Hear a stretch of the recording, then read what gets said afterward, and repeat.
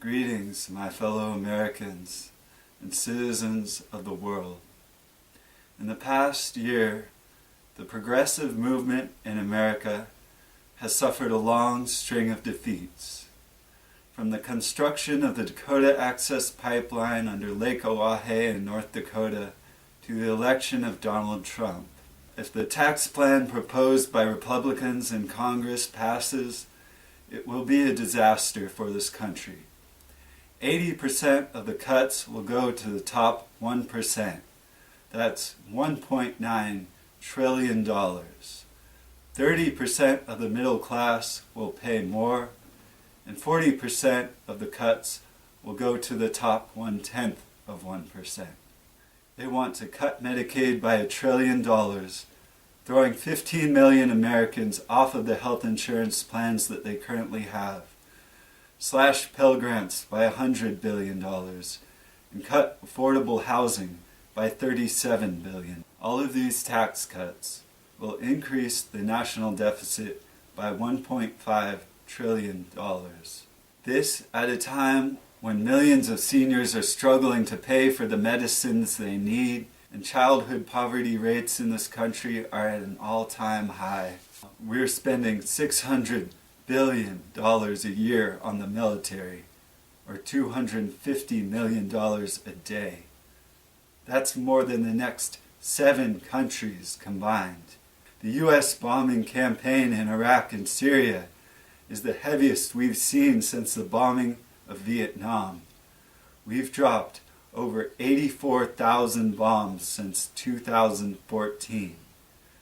We're waging an illegal, undeclared war in Yemen and supporting protests in Venezuela that could turn into a full-blown US-backed civil war. Meanwhile, we're spending $80 billion a year to keep 2.2 million Americans locked up.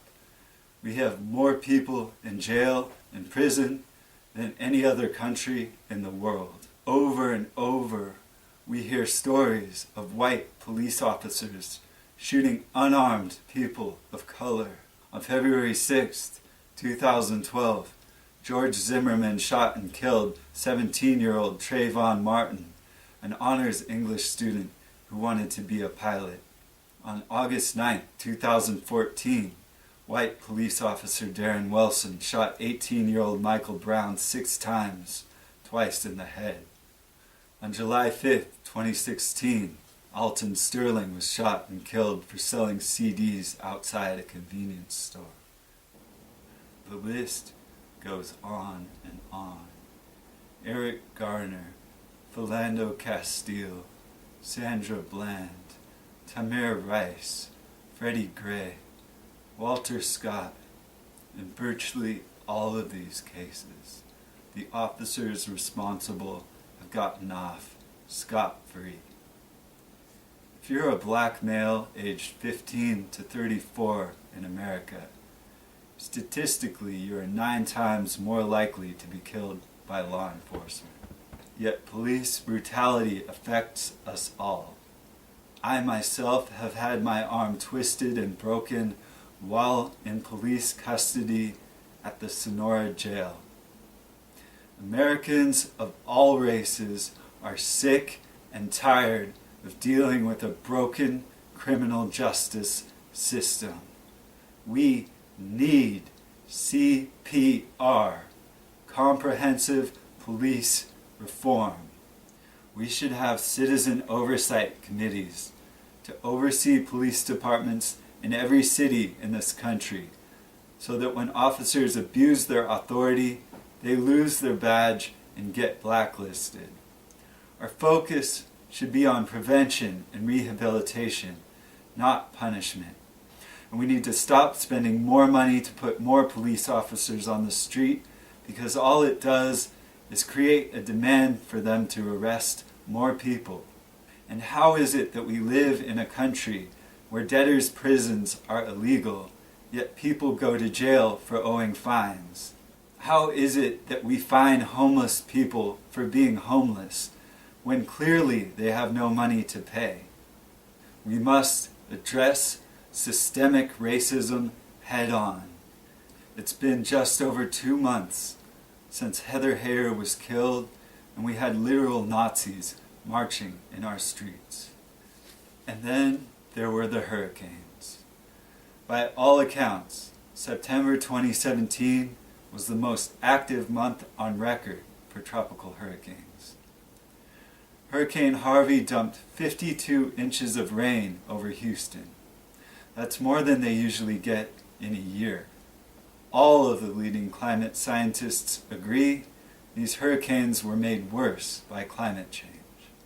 In 2016 alone, there were over 220 significant pipeline spills, which polluted our lakes and rivers with toxic crude oil. We are fundamentally altering the state of the planet because of our dependence on fossil fuels. You don't have to be a scientist. You just have to listen to what the science says. We have thousands of thermometers set up all around the world. When you add them up and take the average, it shows that our planet is warming. But you don't have to look at the thermometers. All you have to do is take a look at the world around you. In Japan, they've been keeping records of when the cherry blossoms flowered for over 1,000 years. In Washington, D.C., they've been keeping those records for over 100 years. And whether you look in Kyoto, Japan, or Washington, D.C., cherry blossoms are flowering earlier in the year now than ever before. In the Arctic, there are over 200 Native American villages built on land that used to be permanently frozen all year round. Today, that land is thawing and crumbling, and people's homes are falling into the ocean. We know this warming is not caused by the sun, because when we look at the sun's energy, we see that it is actually decreasing. And when we look at the natural cycles of ice ages, we see that we were actually headed into another ice age until about 300 years ago at the start of the Industrial Revolution. We see the effects of climate change here in our forests. Because of a combination of warmer temperatures, drought, fire, and bark beetles, our forests are dying. We have over 100 million dead trees here in California. Every time this topic comes up, our Congressman, Tom McClintock, says that the problem is that there are too many trees and they're overcrowded. His solution? Privatize our forests, hand them over to private logging companies, and repeal the environmental laws put in place 45 years ago. And while he says he is against clear-cutting, these laws were put in place precisely to protect against clear-cutting. Back in 1995, Congress passed an appropriations rider called the Salvation Logging Rider, which suspended all federal environmental laws for a period of 18 months, and then grandfathered in any timber sales conducted during that period, done under the guise of protecting our forests from fire and bark beetles. Instead, what we saw with all this lawless logging was more clear-cutting of old-growth forests.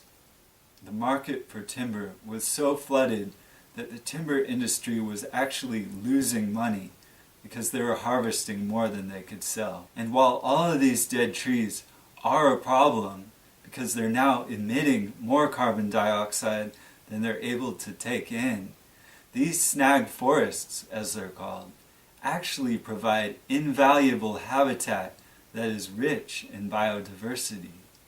Many native plant species have evolved to depend on fire. They're called serotinous species. A few examples include giant sequoias, lodgepole pines, ponderosa pines, manzanitas, rose begonias, and yellow pitcher plant. In my view, a better way to manage our forests would be through a combination of more controlled burns and minimal selective logging. The problem is that our Forest Service is woefully underfunded. Instead of just focusing on the effects of climate change, we need to address the underlying causes. We need to invest in renewable energy. but we can also take small steps to reduce our own carbon footprints, such as driving less, eating lower on the food chain, and replacing light bulbs with LEDs. You can join a group called the Citizens Climate Lobby, which works to support bipartisan solutions to climate change. Now I want to switch gears and tell you a little bit about myself. I was recently re-accepted to CSU East Bay. 10 years ago, I dropped out with only 3 classes left to finish my degree. I'm hoping to go back and finish my degree, and after that try to get a teaching credential. Things are finally looking up. Today, my life is good, but it hasn't always been this good. 8 years ago, I was living in a tent under the bridge down by the junction in Sonora. I've lived in homeless camps and shelters. I know what it's like to wonder where my next meal will come from. I am of the people and for the people. In the words of Eugene Debs, while there is a lower class, I am in it. While there is a criminal element, I am of it. And while there is a soul in jail, I am not free.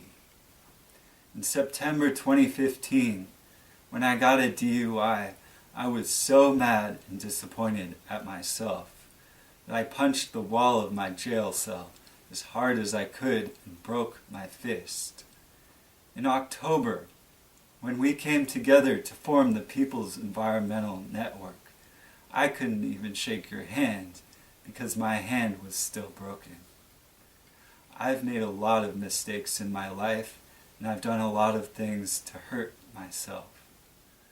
But I think if we're honest, when we look at what we're doing to the planet and to each other, it's easy to admit that we are all hurting ourselves. But the amazing thing about this life is that it's never too late to start again. No matter how much we've lost, no matter how far down the scale we've gone. The Bernie Sanders campaign was never about Bernie Sanders or Hillary Clinton. It was about creating a grassroots movement for real revolutionary change in this country. We can guarantee free healthcare, free education to every citizen of this country. We can invest in our infrastructure, and not just fossil fuel infrastructure, but new, renewable energy infrastructure, electrified rails, solar, wind, geothermal, and other forms of free energy. We can guarantee a universal basic income to every American so that nobody in this country has to worry about their security. We can do all of these things. We just have to start somewhere. It's up to us. What kind of country, what kind of world do we want to live in? It all starts with education. Our leaders are but trusted servants. It would be my honor to serve you. That's why today I'm announcing my intention to run for school board of Curtis Creek. I won't stop fighting for you. I won't back down.